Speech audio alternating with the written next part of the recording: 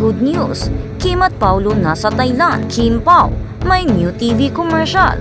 Kung bago ka lang sa channel na ito, huwag kalimutang mag-like, share, comment, and subscribe. Magandang balita para sa mga taghanga. Kim Chiu at Paulo Avellino na mataan sa Bangkok, Thailand.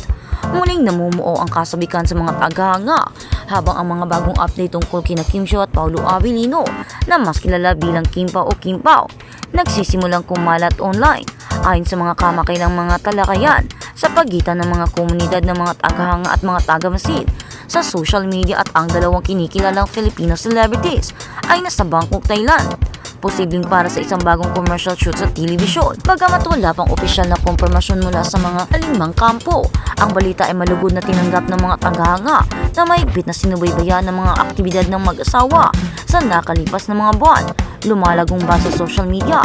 Nagsimula ang pinakabagong bas ng papansin ng mga taghanga na wala si Kim Chiu sa kanyang mga nakagawi ang pagpapakita na nag-uudyok sa pag-uusisa tungkol sa kanyang kinaroroonan.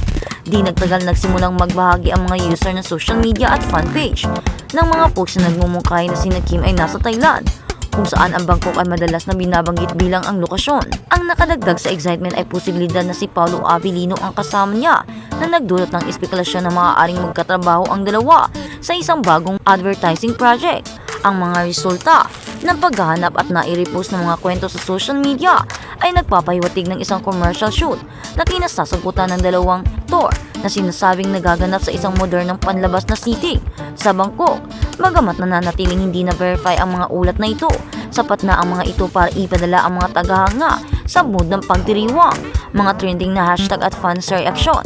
Dagdag pa sa momentum ng hashtag na Kim Pao Endgame ay napabalitang nag-trending sa X or dating Twitter sa Pilipinas na nagpapakita kung gaano kalalim ang pamuhunan ng mga taghanga sa patuloy na tagumpay at koneksyon ni Kim at Paulo. Dinagsa ng mga taghanga ang social media ng mga mensahe ng panghihikayat, pagiging positibo at pananabik na binibigyang diin ang pagtitiwala, paggalang at suporta para sa dalawang bituin.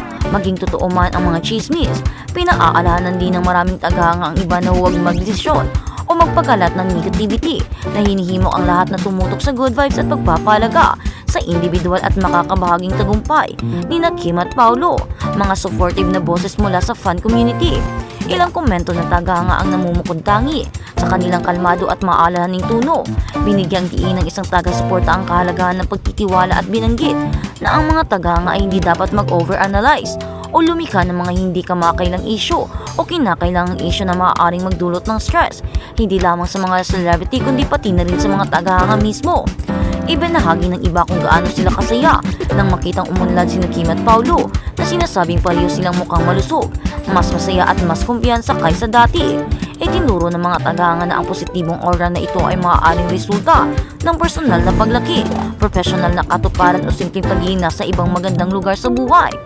Ang higit na namumukutangi ay ang sama-samang kasunduan ng mga taga-suporta na iwasang makisali sa mga negatibong salaysay o walang basihang mga akusasyon. Sa halip pinili ng mga taghanga na ipagdiwang ang kanilang nakikita, professionalismo, maturity at paggalang sa isa't isa. Ang Bangkok sightings at commercial speculations ay nilarawan ng mga ulat na kumakalat online ng isang eksenang nakuhanan umano sa isang TV commercial shoot sa Bangkok. Sinasabing ang lokasyon ay nagtatampok ng kontemporaryong arkitektura, mga accent na gawa sa kahoy at isang open-air na disenyo, mga detalye na nagdulot ng higit na ng pagkamausisa. Ayon sa online claims na ito, ang shoot ay kinasasangkutan ng mga Filipino celebrities na sina Kim Chiu at Paulo Avellino bilang bahagi ng isang commercial campaign.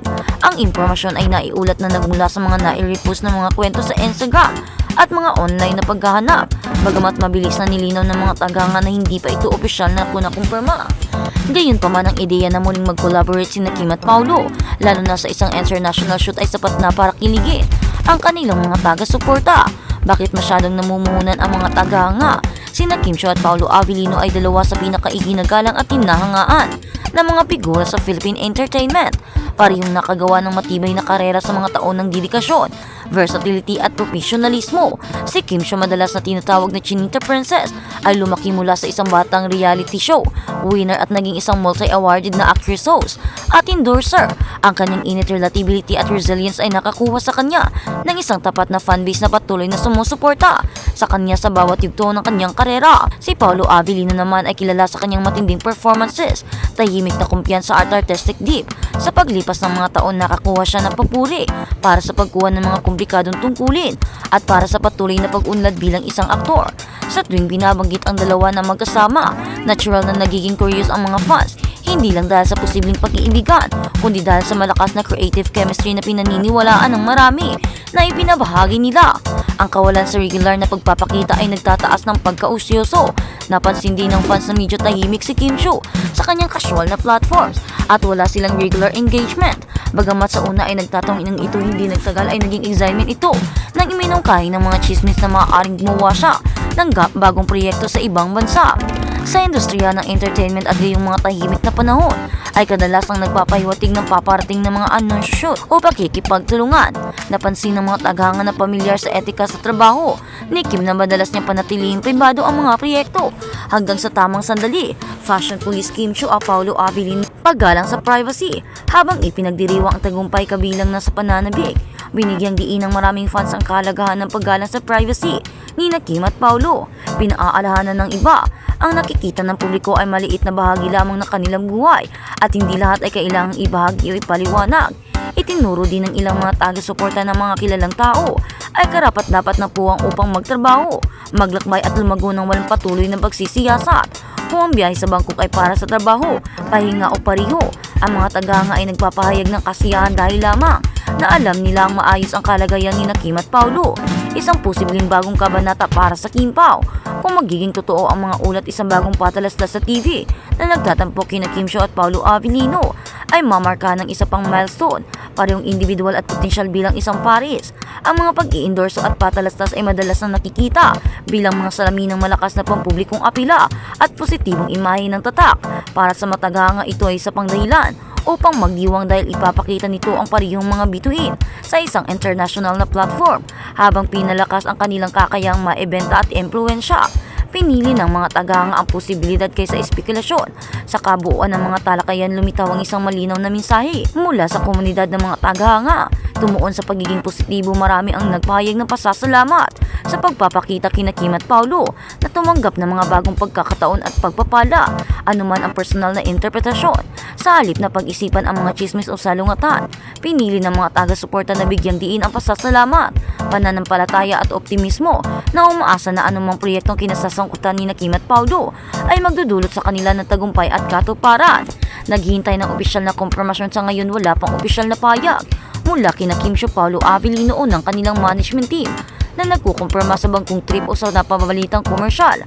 Ang mga tagahanga ay nananatiling matyaga. Alam na ang mga anunsyo ay karaniwang dumarating sa takdang oras. Hanggang sa panahong iyon, patuloy na nagbabahagi ang mga taga-suporta ng mga nakapagpapatibay na mensahe